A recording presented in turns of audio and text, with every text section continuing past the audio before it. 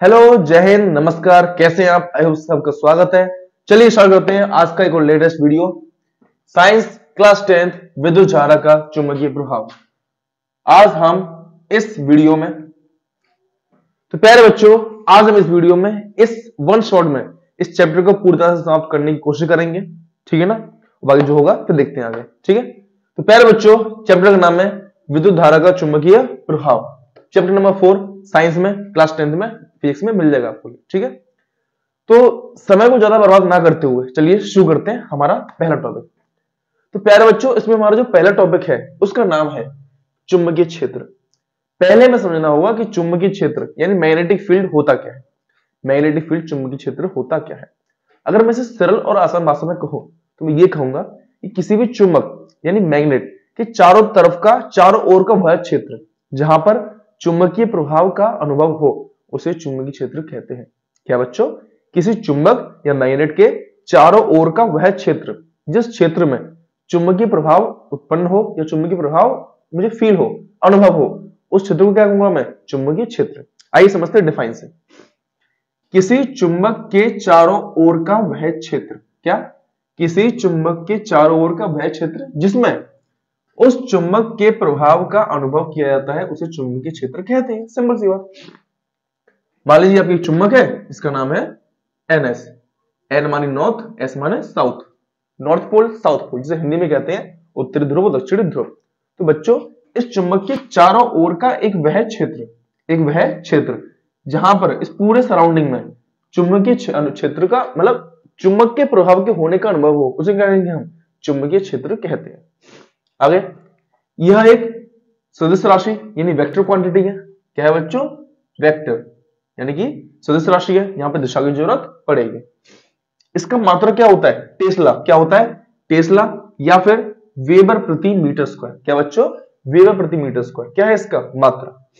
बात में सूत्र इसका होता है F बराबर IBL sin थीटा। क्या बच्चों? F बराबर IBL sin थीटा एक बहुत सरल और सूत्र है जो आपको समझना है यहाँ पे। ठीक है, क्या बच्चों? F बराबर IBL sin थीटा। क्या बच्चों? F बराबर IBL sin थीटा। अब समझते हैं सूत्र में हमें क्या क्या दे रखा है। F यानी फोर्स, यानी यह है चुंबकीय बल। I जो है विद्युत धारा, B जो है चुंबकीय क्षेत्र। ठीक है, L चालक तार की लंबाई है और थीटा है आपका कोण। क्या बच्चों? कोण। L का मतलब चालक तार या फिर कहेंगे चालक की लंबाई, एक तरह से यहां पे एज्यूम करते हैं चालक तार को। ठीक है, प्यारे बच्चों, F क्या है? चुंबकीय बल यानी फोर्स। I है विद्युत धारा यानी इलेक्ट्रिक करंट। B है चुंबकीय क्षेत्र यानी मैग्नेटिक फील्ड। L है चालक तार की लंबाई, लेंथ ऑफ कंडक्टर, और थीटा है आपका कोण। ठीक है प्यारे बच्चों, ये है आपका चुंबकीय क्षेत्र। ओके बच्चों, चलिए समझते हैं और से आगे। अगला पॉइंट है वैद्युत धारावाही चालक द्वारा उत्पन्न चुंबकीय क्षेत्र। क्या बच्चों? वैद्युत धारावाही चालक द्वारा उत्पन्न चुंबकीय क्षेत्र। प्यारे बच्चों, इसमें टॉपिक में हम बात करने वाले हैं, ये अपना काफी बड़ा टॉपिक है जो मेन है इस चैप्टर के हिसाब से। सर्वप्रथम ऑरस्टेड, ये एक साइंटिस्ट का नाम है, ऑरस्टेड नाम है इनका। ठीक है ना? क्या नाम इनका?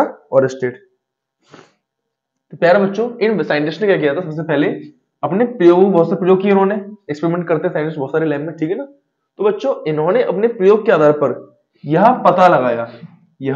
पता लगाया कि जब किसी चालक में विद्युत धारा प्रवाहित होती है, चालक यानी कंडक्टर, यानी बच्चों जब किसी चालक में यानी कंडक्टर में विद्युत धारा प्रवाहित होती है तब उसके चारों ओर, उसके चारों तरफ, ठीक है ना, चुंबकीय क्षेत्र भी उत्पन्न होता है। यानी बच्चों क्या? ऑरस्टेड ने सबसे पहले यह पता लगाया क्या कि जब किसी चालक में, मान लो एक कंडक्टर है और उसमें क्या हो?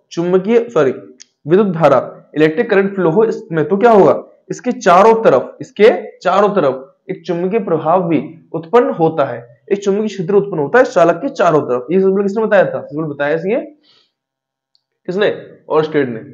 सबसे पहले क्या होता है कि जब किसी चालक में विद्युत धारा प्रवाहित होती है तो उसके चारों तरफ क्या होता है? चुंबकीय क्षेत्र भी उत्पन्न होता है। और उत्पन्न जो चुंबकीय क्षेत्र होता है वो बच्चों धारावाही चालक की आकृति पर, किस पे? आकृति, उसके शेप पर निर्भर करता है। यानी चालक है उसकी शेप क्या है। ठीक है, यहां पर जो तीन चीजें पढ़ेंगे हम, पहला है सीधे धारावाही चालक, यानी जब तार एक सिंपल सा हो पॉइंट ए से पॉइंट बी तक, इस तरफ के एक कंडक्टर में चुंबकीय क्षेत्र का प्रभाव क्या पड़ेगा। नंबर 2, विद्युत धारावाही वृत्ताकार पाश या कुंडली, यानी कि जब एक तार पूरी तरह से गोलाई में होगा, ठीक है ना, इस प्रकार से, ठीक है, तब उस टाइम पर उस पर चुंबकीय क्षेत्र का क्या असर पड़ेगा। और प्यारा बच्चों जो नंबर 3 है वो क्या है, धारावाही प्रणालिका, यानी कि तारों को एक कह सकते हैं इस टाइप से लपेट लिया जाएगा,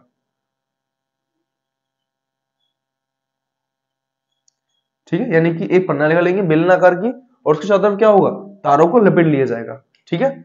इस प्रकार से बनेगा हमारा एक इलेक्ट्रिक सर्किट प्लस माइनस जोड़ के इस प्रकार से, ठीक है ना। ओके, प्यारे बच्चों ये हमें 3 प्रकार पढ़ने हैं चुंबकीय क्षेत्र को एक अच्छे पॉइंट में समझने के लिए, ठीक है। पहला पॉइंट, सीधे धारावाही चालक, यानी जब तार सिंपल सा हो, जब तार धारावाही चालक क्या हो, सीधे सीधा, तब चुंबकीय क्षेत्र की तीव्रता क्या होगी, चुंबकीय क्षेत्र का प्रभाव क्या पड़ेगा उस पर, ठीक है। दूसरा, विद्युत धारावाही वृत्ताकार पाश माने कुंडली, यानी राउंड में, यानी जब तार क्या हो उसको गोल में लपेटा जाए, एक चक्कर जो भी कुछ, तो बच्चों उसमें क्या प्रभाव पड़ेगा। और प्यारे बच्चों नंबर 3 जो है क्या, धारावाही प्रणालिका, किसे बोलते हैं प्रणालिका, मतलब एक बेलन है सिंपल सा, मान लीजिए जैसे मार्कर है इस टाइप से शेप में, और इसकी क्या किया मैंने, इसको चारों तरफ तार लपेट दो, वायर जो होता है तांबे का कॉपर का जो भी कुछ, तार लपेट दो, ठीक है, तो क्या बन जाएगी, ये बन जाएगी पूरी प्रणालिका, इसको बोलते हैं धारावाही प्रणालिका, ठीक है। तो एक सिंपल सा तार होगा, उसमें एक गोल तार लपेट देंगे उसमें, और बहुत से नंबर ऑफ तार लपेट देंगे एक ही चालक में, ठीक है, चालक के तार को लपेट देंगे पूरी तरह से, बहुत से पूरी रिंग इकट्ठी हो जाएगी एक बड़ी स्प्रिंग की तरह, ठीक है ना। तब हमें समझना है कि चुंबकीय क्षेत्र का प्रभाव तीनों में क्या पड़ेगा, ठीक है बच्चों। चलिए समझते हैं आगे। चलिए बच्चों देखते हैं आगे। जैसे मैंने बताया बच्चों कि चालक के शेप, यानी उसके क्या बोलते हैं हिंदी में, आकृति के हिसाब से चुंबकीय क्षेत्र की जो तीव्रता होगी, वो चुंबकीय क्षेत्र होगा वो 3 तरह से पार्ट में डिवाइड होगा। पहला सीधा धारावाही चालक, दूसरा लूप में मतलब कुंडली में, और तीसरा प्रणालिका में, ठीक है। जिनमें से अभी हम पहला पॉइंट पढ़ रहे हैं क्या, सीधे धारावाही चालक के कारण उत्पन्न चुंबकीय क्षेत्र, यानी कि जब तार एक सिंबल सा हो और उस तार में से करंट पास हो रही हो, उस समय उसमें चुंबकीय क्षेत्र किस प्रकार से बहेगा, मतलब किस प्रकार से प्रभाव पड़ेगा, वो हमें समझना है यहाँ पे, ठीक है ना। समझते हैं प्यारे बच्चों, जब किसी सीधे धारावाही चालक में धारा प्रवाहित करते हैं, मैंने एक तार लिया, करंट पास हो रहा है इससे, ठीक है ना, मैंने तार लिया यहां से, सिंपल तार है, उससे क्या है, धारा आई प्रवाहित हो रही है इस ऊपर की दिशा में, देख रहे हैं, तार से क्या है, इस दिशा में धारा प्रवाहित हो रही है। तो चालक के समीप प्रेक्षण बिंदु पर चुंबकीय क्षेत्र उत्पन्न होता है, यानी कि इसके आसपास के क्षेत्र में क्या होगा, चुंबकीय क्षेत्र उत्पन्न होगा, यानी कि जब किसी सीधे तार में धारा प्रवाहित की जाती है तो उसके प्रेक्षण बिंदु के चारों तरफ, मान लेते हैं प्रेक्षण बिंदु, सपोज मान लेते हैं प्रेक्षण बिंदु, तो क्या होगा, उसके चारों तरफ एक चुंबकीय क्षेत्र उत्पन्न होगा, और यह चुंबकीय क्षेत्र चालक में प्रवाहित धारा के अनुक्रमानुपाती, यानी कि करंट यानी विद्युत धारा, यानी चालक में विद्युत धारा का मान जितना ज्यादा होगा, इसके आसपास चुंबकीय क्षेत्र का मान उतना ही प्रबल होगा। यानी कि बच्चों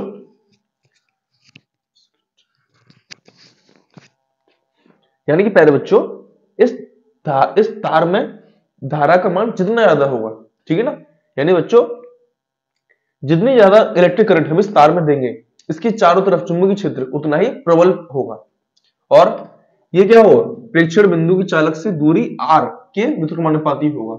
व्युत्क्रमानुपाती मतलब रिवर्सिबल यानी इनवर्सिबल, यानी b प्रोपोर्शनल टू 1/r, यानी कि पहले बच्चों यहां से जितनी दूरी हमारे बढ़ती जाएगी, r का मान बढ़ता जाएगा, क्या होगा, चुंबकीय क्षेत्र की तीव्रता उतनी ही कम होती जाएगी, और r का मान जितना कम होगा चुंबकीय क्षेत्र की तीव्रता उतनी ज्यादा अधिक होगी। यानी बच्चों कुल मिला के तार के जितने हम पास रहेंगे, त्रिज्या का मान जितना कम होगा, वहां पे चुंबकीय क्षेत्र की तीव्रता ज्यादा होगी, और वहां से दूर जाएगा क्या होगा, सीधी बात है, चुंबकीय क्षेत्र की तीव्रता क्या कम हो जाएगी। ओके, और प्यारे बच्चों ये जो यहाँ पे होगा, जब दिशा कहां होगी, ऊपर की तरफ, कहां होगी, ऊपर की तरफ, तब ये घूमेगा इस प्रकार से, जिसे बोलेंगे एंटी क्लॉकवाइज, यानी दक्षिणावर्त। क्या बच्चों, दक्षिणावर्त। इस प्रकार से क्या होता है, दक्षिणावर्त होता है, ठीक है। इस प्रकार से बच्चों क्या होता है, दक्षिणावर्त मतलब एंटी क्लॉकवाइज। और जब तार की दिशा उल्टी हो जाएगी नीचे की तरफ, तो क्या होगा, ये घूमेगा एंटी क्लॉकवाइज, यानी कि वामावर्त, ठीक है, ध्यान रखना है।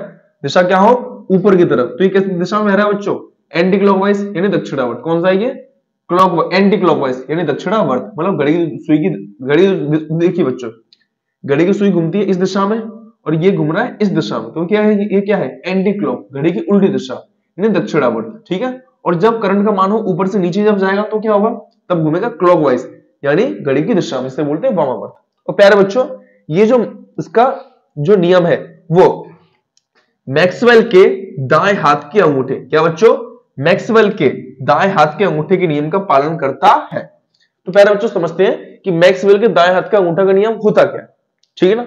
प्यारे बच्चों, इस नियम के अनुसार, अकॉर्डिंग टू दिस रूल, यदि दाएं हाथ में एक सीधे धारावाही चालक को इस प्रकार पकड़े, यानी कि मान लीजिए एक मार्कर है, मान लीजिए सपोज कीजिए कि भी एक तार है, ठीक है, करंट है, इसमें क्या हो रहा है, एक धारावाही से धारावाही, एक इसमें चालक से तार करंट बह रहा है, ठीक है, और मैंने उसको इस प्रकार से, देखिए इस प्रकार से मैंने उसको पकड़ा हुआ है, ठीक है ना, इस प्रकार से मैंने उसको पकड़ा हुआ है, इस प्रकार से, ठीक है ना, देख सकते हैं।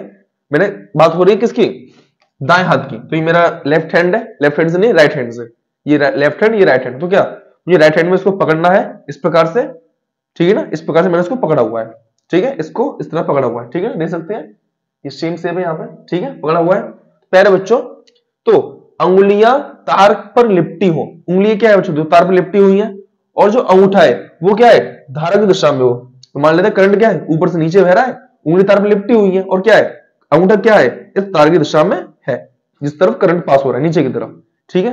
तो प्यारे बच्चों क्या होगा, तो लिपटी हुई उंगलियां की दिशा चुंबकीय बल रेखाओं की दिशा को प्रदर्शित करेगी। यानी बच्चों देखिए, दिशा क्या है, दिशा यहाँ पे बच्चों देख सकते हैं किस प्रकार से, दिशा ये है, कौन सी दिशा बच्चों, ये देख सकते हैं बच्चों, कौन सी दिशा, ये बच्चों क्लॉकवाइज यानी कि वामावर्त।